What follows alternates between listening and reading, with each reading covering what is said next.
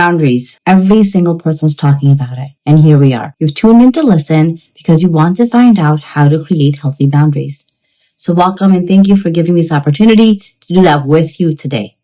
We're going to really dive into what it means to set boundaries first and foremost for yourself and why that is essential and very, very, very big part of our today's conversation. The second thing that we're going to dive into is creating boundaries with your partner. That is right. The people who count on you, who depend on you, who want you to come and heal them, save them, protect them, and just be there for them. How do we actually communicate healthy boundaries with them so that way you're not caught up in the loop? And then lastly, we'll dive into the amazing kiddos, our family members, and the extended people who we serve and support. Let's dive in. Okay, when I'm talking about boundaries, and I'm saying first and foremost, create boundaries with yourself. I want you to answer this question. When was the last time you felt like you respected and loved yourself? Often, we are so busy just doing the actions, doing the things that we forget to take care of ourselves. So we have no boundaries that we've set for ourselves to really be successful in life. How could you actually start to feel self-love? I want you to think of one ritual, one habit that you can create every single day that reminds you that you also matter. And when you create this boundary for yourself and you pour back into you, that's right. The boundary here that you are creating is that you're pouring back into you. Well, why is that a boundary, Ambereen? Because this is the time that you're going to communicate to your loved ones, to your family, to your responsibilities that you are setting aside for you. If you're like me, or the younger version of me, you will know that you prioritize everybody and everything, and there's never a time for you, and your family doesn't even know that's an expectation that they can have from you. When I told my kids that, hey, for me, 10 o'clock is bedtime. That means by 9 o'clock, I need you in bed if you want your hugs, your prayers, your love, and your kisses for me to tuck you in. If not, that night you're on your own. So you see, I'm actually prioritizing myself, creating a healthy boundary with my kids, and communicating the expectations to them. For those 3 steps are essential to making this formula work. Drop in the comments below, what is one thing that you'll start to do for yourself to love on you a little more, to respect you a little bit more? Let's dive in to those amazing relationships that you serve. The one starting with your partner, your spouse. That lover of yours who actually turns to you for many, many, many things in life. And you know what? Kudos to you. Kudos to you for being that person, someone's it factor. Somebody who makes their life easy, gives them more calm and support. Oftentimes, when we're trying to troubleshoot and be there for other people, we're reliving those emotions. Let me say that again to you. When you are supporting your husband, your wife, your fiance, your boyfriend, your girlfriend, you are living those emotions with them unless you create a boundary. What boundary am I talking about? I'm talking about an intentional boundary of being mindful of your energy so you are not caught up in those emotions.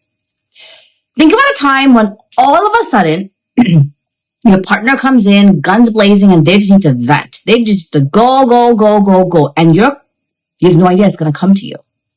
What do you do in that moment? If you can relate, drop a yes in the chat, in the comments. What can you do at that moment in time? Well, anticipate moments like these are a part of life. Prepare for them in advance by creating boundaries with yourself and sometimes even with them to say, hey, do you need me in this moment to just listen to you and hear you out? Or do you need me to support you along the way to get more clarity? I know it sounds a little coachy, so let's dim it down. Just ask them, hey, do you just need to vent about something? You have to get something off your chest? And when they say yes, tell yourself, take nothing that they say personal, and that you're just here to be a sounding board. And when you tell yourself, I'm just here to be a sounding board, I don't want to relive the pain that they're going through, the frustration, the anger, all the emotional turmoil that they're in, then you can actually just be there to do that. See how this can work for you? Now, if you are somebody who is thinking about applying this simple principle, what is that intention that you're going to create for yourself to protect your own energy from the emotional challenges that are going to come up when your partner needs your support. Drop that in the comments. It really helps all of us to learn from you the same way you're here learning for yourself. The last thing I said is creating some of those wonderful, amazing boundaries with our family members. These can be your kids, these can be your parents, these can be your siblings, these can be your friends, whoever you want to put in this bigger bucket. You see, boundaries are a way that we teach people how to treat us and what matters to us. And unless we tell people, and believe it or not, again and again and again and again and again, you're literally training someone, right? Think about it. Think about your kiddos who, when they began to train themselves to walk, they fell all the time. And then to get back up and try again. It's the exact same concept. When you tell your kid, hey, don't raise your voice with me because that's my cue that I'm no longer participating, you're going to test that boundary a lot because the old version of you didn't have this boundary. Now we're setting the stage. So how do you do this?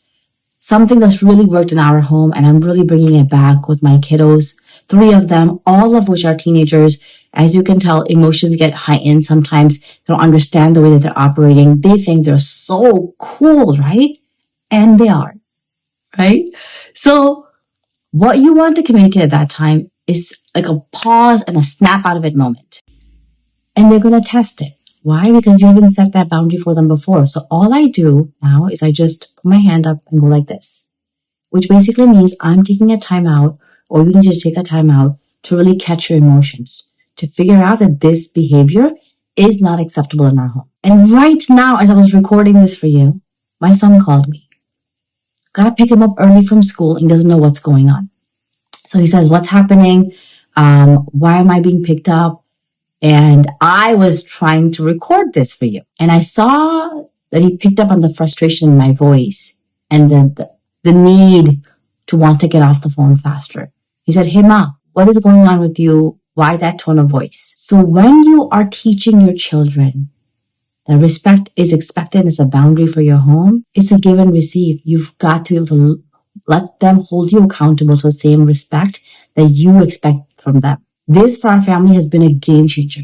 My kids have the authority to co-regulate the emotions, the expectations, and the values of our home, which makes them feel empowered, inspired, and courageous to know that if somebody is doing something wrong, I want to be there to bring out a better version of themselves. I'm not saying that setting boundaries is easy. What I am saying is you can do it. First, start with yourself. What do you really need for you? Then communicate that to the people who will be impacted by it. Second, when you are thinking about your partner, your significant other, just ask them and let them know, hey, do you just need me to listen or help you solve this? And once they tell you the answer, show up with that intentionality. And lastly, we actually have to role model the behaviors that we're expecting from our extended family members to teach them how to treat us. Because if we are not respectful to ourselves, believe it or not, they won't be respectful to us either.